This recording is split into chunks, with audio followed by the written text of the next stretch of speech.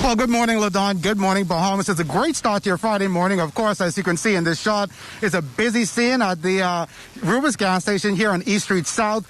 Many persons coming in to get fueled up after that lockdown yesterday, as well as at this gas station, the city market.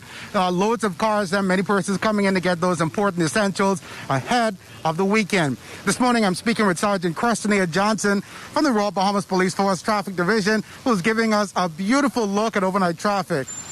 Well, pleasant good morning to you and a pleasant good morning, Bahamas. Well, over the 24-hour period, we've had 3 traffic accidents, 2 involving damages and 1 involving minor injury.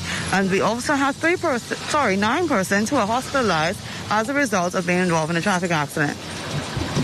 Now, Sergeant Johnson, again, as we arrived on the scene this morning, we've seen that it's been a very, very busy area. Many persons are out and about, cars moving in all directions, as well as some pedestrians. What tips can we offer to drivers, especially when using signals in areas like this? Well, as you can see, like you said just a while ago, we've had a number of persons utilizing this area. We have lots of pedestrian traffic and vehicular traffic in this area. Of course, you know, if you're familiar with this particular thoroughfare, there's a gas station, there's a Chinese food store, there's the Super Value food store. There's 2 gas stations, as a matter of fact. The pharmacies, all of those are in this area and providing essentials for the general public. So what we want to advise as much as possible, if you intend to turn into any one of these business establishments, as much as possible, utilize your turning signals.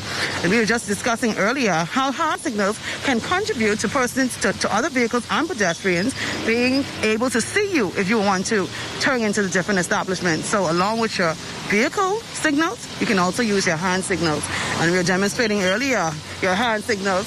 If you want to turn right, you lift your hand up like this, and if you want to turn left, you can extend your hand like this along with your signal to allow drivers to know where is it that you want to go.